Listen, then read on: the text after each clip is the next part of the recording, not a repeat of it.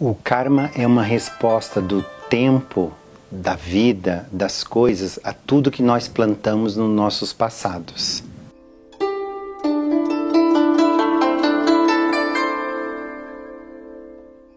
A lei do karma é talvez o ensinamento do Dharma mais complexo e o mais simples de entender. O karma não é um castigo, como alguns pensam, algumas filosofias, algumas religiões. No Dharma, o karma não é um castigo. Então, aquilo que nós estamos sofrendo, ou aquilo que nós estamos passando, ou os caminhos pelos quais nós estamos percorrendo, não é de forma nenhuma um castigo da divindade, nem do universo e nem das coisas. O karma é simplesmente uma resposta daquelas sementes que no passado nós plantamos e que, ao encontrar condições favoráveis, elas germinaram. Fácil de entender, desde que pensemos como se faz a semeadura de um canteiro de alface. Nós vamos lá, preparamos o canteiro, semeamos o alface e tempos depois nós temos pequenos pezinhos de alface e eles brotam. Mas ao observar o canteiro, nós podemos ver que não há ali somente pés de alface. Há uma série de outras plantas que muitas vezes nós chamamos de ervas daninhas, que nascem no mesmo canteiro. Então nós nos perguntamos, como nasceram ervas daninhas ou plantas venenosas se nós não plantamos? Na verdade, é aí que vem a explicação do karma. Ao longo dessa nossa experiência de vida, nós vamos tecendo um tapete imenso de coisas que nós vamos falando, que nós vamos edificando, que nós vamos estruturando ou deixamos de estruturar nas pessoas e no mundo.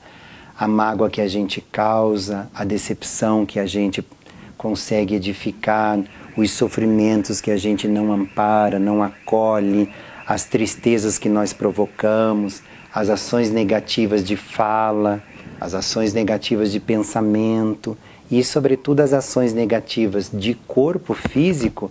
Isso tudo vai criando um tapete e esse tapete imenso é o tapete sobre o qual eu vou habitar.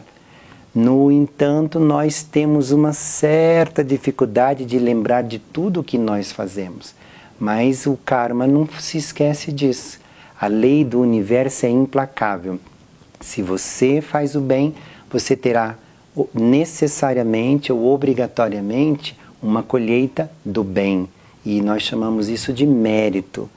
E muitas vezes quem colhe essa semente ou esse fruto, ou quem recebe esse mérito, não sou eu próprio, mas todos aqueles que habitam sobre este tapete, que é a minha família, que é a mandala mais próxima de onde eu habito. Mas se eu plantei sementes de sofrimento que vieram por meio de ações de fala negativa, de pensamento negativo, ou que o meu corpo executou ações negativas, esta semente e essa trama deste tapete será a base onde muitos, inclusive eu, irei habitar.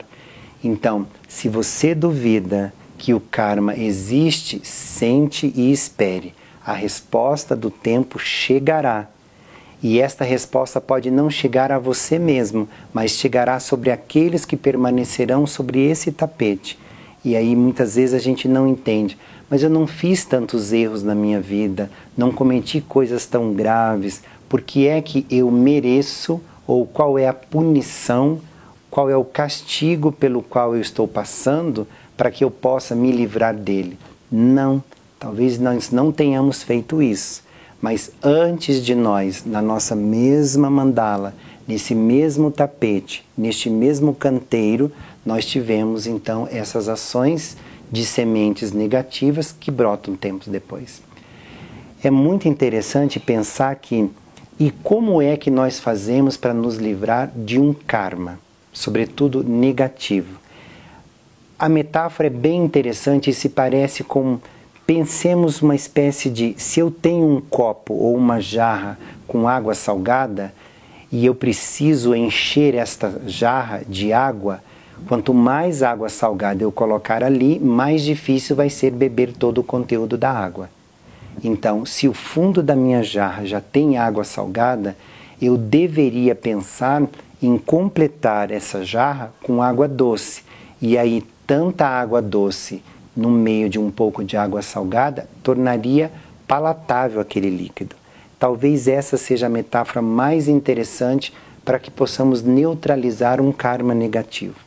Erro, dor e ações negativas tenhamos, todos nós, ao longo da vida. É a nossa parte de água salgada. Agora, como que eu posso neutralizar isso? Fazendo atos de doçura, tendo compaixão para todos os seres, permanecendo nos encontros, segurando para não fazer julgamentos, cuidando das suas ações de fala, para que a tua fala não profere palavras que vão levar as pessoas a pequenos ou médios ou grandes sofrimentos. Isso tudo vai neutralizando aquele líquido salgado e, portanto, aquela semente ruim que tecemos ao longo da vida. No mais, é acreditar que compaixão é um poder e nós devemos cultivá-lo.